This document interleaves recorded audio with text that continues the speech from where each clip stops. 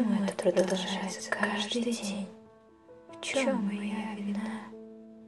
Эти люди просто разрушили меня, мою жизнь, мои цели, мои мечты.